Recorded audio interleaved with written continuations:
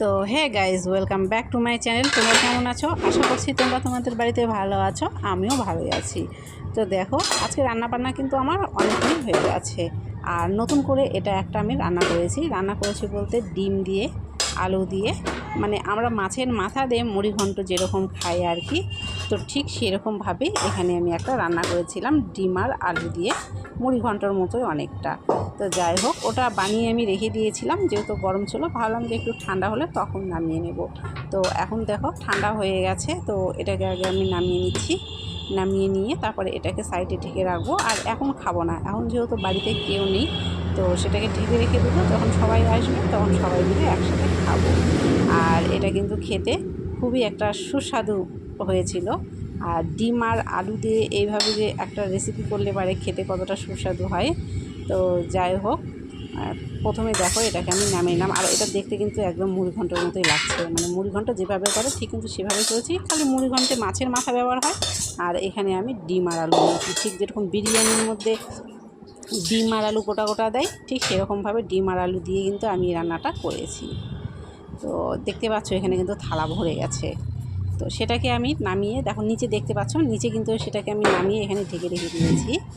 আর আজকে আমি রান্না করেছিলাম, তারপরে এটা করেছি, তো গ্যাসটা নোংরা হয়ে গেছে, ওভেনটা। তো ওভেন তো প্রতিদিন মুছে নিই, যাই হোক, তো আজকে ভাবলাম যে ওভেনটাকে একদম মানে মেজে পরিষ্কার করে নেব। তো এখানে থাকলে তো মনে করো যে জল, সাবান, সার্ফ এগুলো দিয়ে তো আর মাজা যায় না, তখন তো জলটা বেশি ব্যবহার হবে। এমনি তো প্রতিদিন মোছাই হয় গ্যাস, তো সেই জন্য এটাকে আমি কলপাড়ে নিয়ে যাব। কলপাড়ে নিয়ে গিয়ে একদম ঘষে মেজে পরিষ্কার করে নেব। তো দেখতে পাচ্ছ এখানে কলপাড়ে নিয়ে এসেছি। আর ওই পাশে কিছু বাসনও আছে, অনেকগুলো বাসন আমি মেজে নিয়েছি, আরও কিছুটা বাসন ছিল, তো ভাবলাম বাসনটা পরে মাজবো, আগে গ্যাসটাকে এইভাবে মুছে নিই। তো এইভাবে কিন্তু যদি গ্যাস পরিষ্কার করা যায় কলপাড়ে নিয়ে এসে, তাহলে দেখবে গ্যাসটা কিন্তু অনেকটাই পরিষ্কার হয়ে যায়। আর যেখানে অনেক সময় রান্না করলে তেল মশলাগুলো হয়তো জমে একটু চিটকা চিটকা ভাব হয়ে থাকে, তো এইভাবে যদি করা যায় তাহলে দেখবে সেগুলো কিন্তু খুব সহজেই বের হয়ে যায়, আর গ্যাসটা কিন্তু একদম পরিষ্কার হয়ে যায়। তো আমি কিন্তু প্রতিদিন করি না, কিন্তু মাঝে মধ্যে এইভাবে করে নিই। এইভাবে করলে না গ্যাসটা খুব সুন্দরভাবে পরিষ্কার হয়। তো তোমরা কি এইভাবে গ্যাস পরিষ্কার করো কি না আমার তো জানা নেই। যদি কেউ না জেনে থাকো তাহলে এইভাবে কিন্তু করে নিতে পারো। আর এতে কিন্তু ভয়ের কিছু নেই। অনেকে হয়তো ভাববে যে গ্যাস খুলে এরকমভাবে পরিষ্কার করার পরে সেটাকে আবার সেট করা যাবে কি না, বা কোনো অসুবিধা হবে কি না, বা ঠিকঠাক মতো জ্বলবে, তো এটা হয়তো অনেকে ভাবতে পারে। কিন্তু হ্যাঁ, এরকম কোনো সমস্যাই হবে না। এটা কিন্তু যেরকম নর্মালি আমাদের প্রতিদিন গ্যাস জ্বালাই ব্যবহার করি, কিন্তু সেইভাবেই কিন্তু তোমরা জ্বালাতে পারবে। এটা শুধু পরিষ্কার করার জন্য আমি এইভাবে নিয়েছি। আবার যেভাবে আমরা গ্যাস সেট করে নিই আর কি, ঠিক সেভাবে সেট করে নিলেই কিন্তু দেখবে এটা একদম ঠিকঠাকভাবে জ্বলছে, আর কোনো রকম অসুবিধায় পড়বে না। আর গ্যাসের যে বার্নারগুলো ছিল, সামনে যে সুইচগুলো ছিল, সেগুলো আমি সব খুলে রাখলাম। আগে গ্যাসটাকে আমি মেজে ঘষে পরিষ্কার করে সেটাকে রোদে শুকোতে দিয়ে দেবো। দিয়ে তারপরে ওগুলো বাসনগুলো মেজে নেবো, মেজে নিয়ে তারপর যখন এটা শুকিয়ে যাবে, তারপরে এগুলোকে সব আমি সেট করে নেবো। আর আমি তোমাদেরকে এটা সেট করিয়ে কিন্তু দেখিয়েও দেবো। তো সেই জন্য দেখো, প্রথমেই যে এখানটা আমার গ্যাসটা কিন্তু পরিষ্কার করা হয়ে গেল, তারপরে জল দিয়ে খুব ভালো করে ধুয়ে নিয়েছি। আর এটা ধুতে প্রায় অনেকটাই জল লাগে, অনেকটা একটু টাইম নিয়ে আর কি করতে হয়, কারণ যে কোনো জিনিসই ভালোভাবে পরিষ্কার করতে গেলে তো ঝটপট হয় না, একটু তো টাইম লাগে। তো গ্যাসটা কিন্তু পুরোটা আমি পরিষ্কার করে ফেললাম। আর এদিকে এখন দেখো রোদের মধ্যে শুকোতে দিয়ে দিয়েছি। তো কিছুক্ষণ এটা রোদের মধ্যে খুব ভালো করে জল ঝরিয়ে শুকিয়ে যাবে, তারপরে এটাকে উঠিয়ে নেব। তো ততক্ষণ পর্যন্ত আজকে প্রচণ্ড গরম ছিল, কাজ করতে করতে প্রচণ্ড ঘেমে গেছি, সেই জন্য চোখ মুখটা একটু ধুয়ে নিলাম। ধুয়ে নিই তারপরে দেখো এখানে মুছে নিচ্ছি। তো চোখ মুখটা মুছে নিয়ে তারপরে আমি একটা জায়গায় যাব। তো কোথায় যাব, তো চলো তোমাদেরকে আমি বলেই দেবো কোথায় যাব। তো নাইটি পরেই যাব, যেহেতু বাড়ির কাছেই, খুব একটা দূরে না, মানে আমার বাড়ির থেকে কয়টা বাড়ি পরেই আর কি।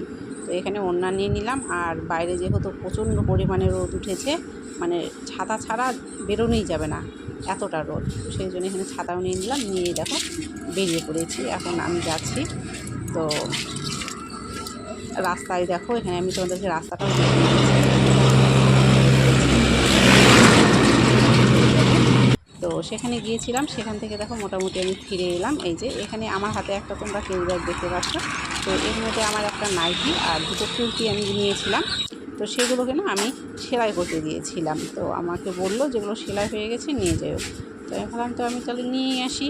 তো সেই জন্য ওটাকে প্রথমে নিয়ে আসলাম, আর ছাতাটাকে তারপরে গুছিয়ে নিলাম, নিয়ে নির্দিষ্ট জায়গা জিনিস নির্দিষ্ট মতো একদম রেখে দিচ্ছি। তারপরে আজকে আমি তোমাদেরকে দেখিয়ে দেবো যে আমি কী কী নিয়েছিলাম, সেটাও দেখিয়ে দেবো। তার আগে একটু মুখটা মুছে নিই, কারণ প্রচণ্ড গরমের জন্য একদম অস্থির ভাব। তো আর একটু দিয়ে শুধু ঘেমে যাচ্ছি। তো যাই হোক, চোখ মুখটা মুছে গামছাটা নির্দিষ্ট জায়গার মতো ধুয়ে এলাম। এসে এবার আমি তোমাদেরকে দেখিয়ে দিচ্ছি আমি কী কী নিয়েছিলাম। এখানটা দেখো, এই কেরি ব্যাগ থেকে বের করে আমি তোমাদেরকে দেখিয়ে দিচ্ছি। এগুলো সেলাই করতে দিয়ে এসেছিলাম। তো আজকে নিলাম প্রথমে যে নাইটিটা নিয়েছিলাম। তো কিছুদিন আগে নিয়েছিলাম নাইটিটা। আর এগুলো না, যে কোনো রেডিমেড জিনিস কেনার পরে কিন্তু একটু সেলাই না করে নিলে দেখবে হয় না, একটু খাপিয়ে নিতে হয়, হয়তো একটু লম্বায় বেশি হয়ে গেল।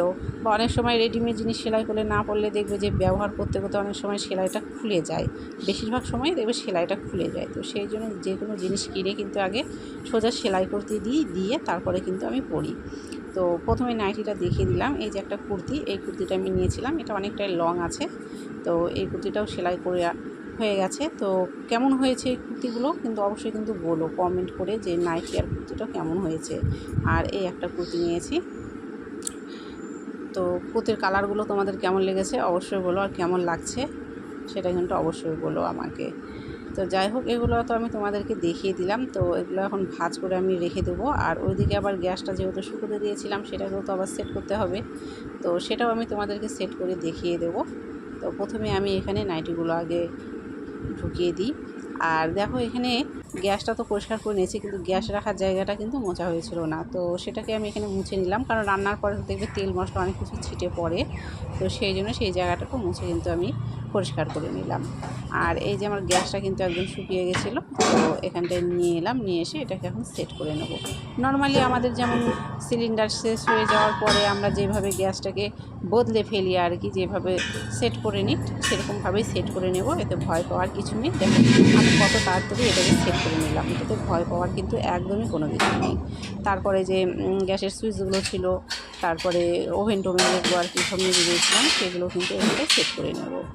তো ভিডিওটা যাই হোক আজকে একটু বড়ো হয়ে গেল, তো তোমাদের সাথে শেয়ার করলাম। কেমন লাগলো কমেন্ট করে কিন্তু আমাকে অবশ্যই জানাবে।